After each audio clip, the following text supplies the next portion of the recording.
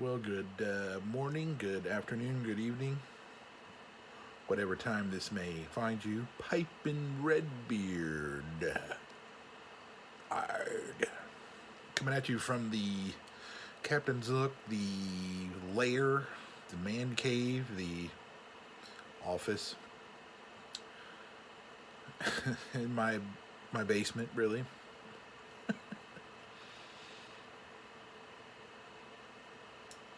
Everything's down here. Like I work down here all throughout the week. Servers that have a project that I'm building out. I have pipe stuff. I have drum stuff. I got my firearm stuff and bow stuff. Yeah, we got a cellar over here.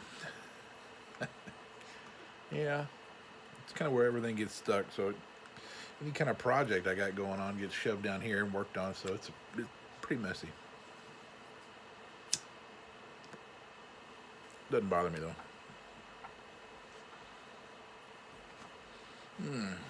So today I am puffing on my SMS Meerschaum and some coffee.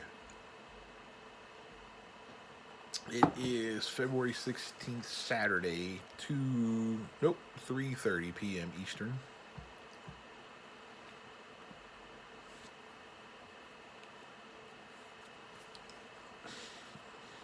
I'm kind of down here today because the girls are sleeping, so any chance I get to work on stuff for school or for work, take it. I got a lot of projects outside of there's like some home repairs that need to be done, and there's some cleanup to do. My yard looks atrocious, but it's all spaced out over 5 acres, so it doesn't look terrible. It just looks bad.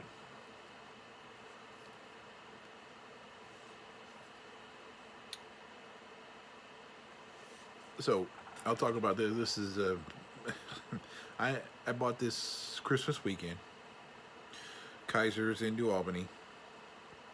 It's got a small scratch, and the stem was replaced because it was dropped at one point. So regular marked at 185, and I think I 130 or 140 is how much I paid for it. Something like that. Sorry, I don't quite remember. But I love it. I've literally picked this up every day, with the exclusion of maybe 2 days. It's just a great smoking pipe. It is blocked meerschaum. It's not the cheaper alternative pressed meerschaum. It's light, and your tobacco blends taste really great in it, with the exclusion of one. I really like the. Here, let me show you. I got a whole thing of this luxury flake, Navy flake, luxury Navy flake from Peter Stokeby, right? I love that flake. Great, it's a great tobacco. It is so harsh in this pipe though. I don't. So if I want that, I use one of my briar pipes, and that smooths it out. And it's weird because this is porous, and it's supposed to. The porous material of meerschaum allows it to soak up some moisture, and tars or anything like that filters it out, quote unquote. But yeah, for some reason that one. Everything else though has a more pronounced flavor. I would say more true. There's, briar does color the flavor of your blends, and I really don't notice it that much. And I guess because if I think between pearwood and briarwood, I never noticed any kind of difference between those two. But I'm not like a taster either. I don't, I'm not that guy who's gonna taste the sliver of onion that's in the other side of the meatloaf. Yeah, it's not me. But overall, I mean, you don't have to worry about the Meerschaum stuff. If you get a block Meerschaum pipe, this thing will last forever. You just got to clean it. So the trick to it is kind of like a corn cob, where you don't want carbon cake building up. You want it to be able to keep its how would you say it, porosity. You want to keep the pores being used, right? And you want to let it do its thing, really. So I even took a medium grit sandpaper to the bowl not that long ago, just to kind of clean out, make sure it was really well done. And you got to be careful with all that too. You don't want to go obviously too far, but once you start seeing the all the black off, you've gone plenty far enough, and that's all you want to go. And even the some of the black is going to remain usually. I like to, how I do it is I'll clean it out and make sure I don't feel any kind of buildup, right, with my finger. So if I'm in the, as soon as I get done with the pipe, I'll take a pipe cleaner, run it all around, make sure there's no dottle, and then kind of rub it against the edges up and down.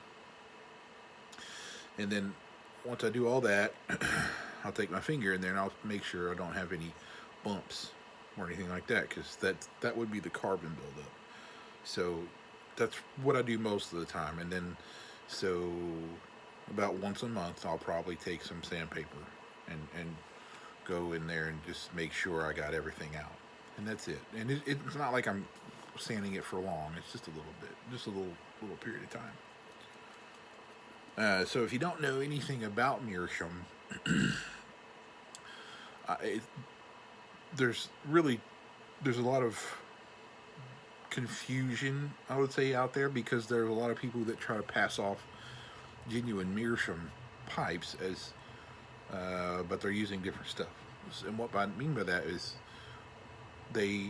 because Meerschaum is a pretty rare material, you'll find a lot of people who will take chips and dust and they'll mix it with a glue and make a pipe out of that. That's referred to as pressed Meerschaum. It's kind of like your particle board, if you want to think about it that way, like a plywood. Well, not plywood, but like OSB. If you look at OSB, it's got chunks, right? That's what a pressed Meerschaum is. So your porous quality and those things that make the Meerschaum what they are go away. The other thing you'll find is there's some other materials they'll use and then take like plaster of Paris and go all the way around it and stuff and make it look like it's Meerschaum, but it's not. And then you have porcelain. So they'll make a pipe out of porcelain and try to pass it off as Meerschaum. So all that's, I had I bought a calabash actually. I've always wanted to, the real African gourd calabash pipe with a Meerschaum cap. And I found one on eBay it was an estate pipe, and it was like $80, right? And I'm like, great. It said it was clean and all this stuff. And I got it, and it had a rubber ring. The first giveaway was the bowl was seemed like it was really hard. And Meerschaum has a feel to it, and it does feel hard, but it is unique. Porcelain does not feel like Meerschaum. And I took the porcelain out, and there's like this rubber ring around it, and it had all these different kind of complex shape on the inside of it, and there's no way that was going to be Meerschaum and carved. So Meerschaum is actually carved. Real block Meerschaum, like a briar pipe, is carved. So long story long, I end up he apologized, and I sent it back. I got my money back, but I'm just saying that's just you got to be careful, I guess. Smokingpipes.com has AKB Meerschaum pipes, which are block Meerschaum, and they're actually priced pretty reasonable. They're I think I was looking on there the other day, and they have some for 80, $90. It's pretty good actually. And there's a lot of reputable Meerschaum. You just gotta they'll say somewhere if it's block Meerschaum. And with the internet nowadays, you can go on, you can look, and if you find some weird company name, go look and see if they say what it is.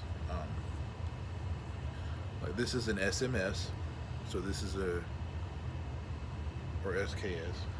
Hold on.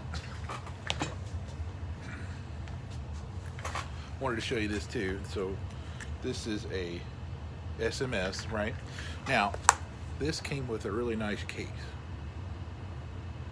And they make these for the pipes. I mean, they're individually, and it has like a felt lining. It's kind of nice. Now the downside is this does not work with my pipe with the rubber bit on it, which I don't take off. So there's that. Anyway, so I would highly recommend any pipe person picking up a real block Meerschaum pipe. They are fantastic. And you can smoke that thing, load it, light it, puff on it, and do it again. It's really cool. There's no rest periods or break-in, anything like that. So yeah, it does make me really want a calabash pipe now,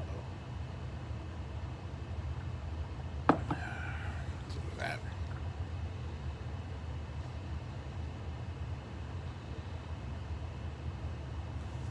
Anyway, let's see what else. I really would like to make more of these, and there's a lot of things I would like to share, opinions or thoughts. I just haven't had time because I don't want to just throw out videos of me spouting off opinions, and I don't do that really ever. Or I'm sorry, I shouldn't say ever. But if it's a socioeconomic problem, a political thing, or something like that, I try to research stuff before I really come up with something to say. And I don't have time for that here lately. I mean, I've just been busy. I got tons of schoolwork, and work has been just nuts. So, but I get there. I think I've backed off of Facebook and Twitter and stuff. I just frankly just don't care for it anymore. It's disgusting, and people can't be civil or decent when they're have a difference of opinion, and or they'll just flat out just unfriend and I've done that too, because it's just there's no discussion anymore. It's just angry bitterness, and it's stupid.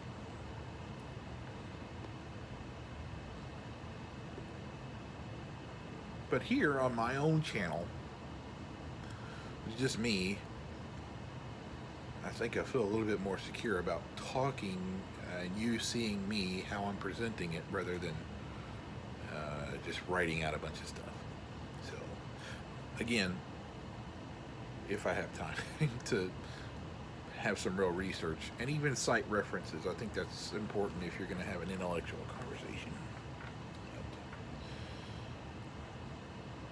This is the 5th week of my Liberty University online semester, so we're more than halfway done, and I'm doing well. I still get a little frustrated at all this idiotic discussion board forum threads that you got to do. I think it's just kind of silly. It's their way of taking an online class and making it feel like it's, trying to make you have conversation and stuff, but you don't. Math class. Why would I want to talk about, write discussion posts in a math class? No, I don't want to write in math. I'm going to do math. Silly.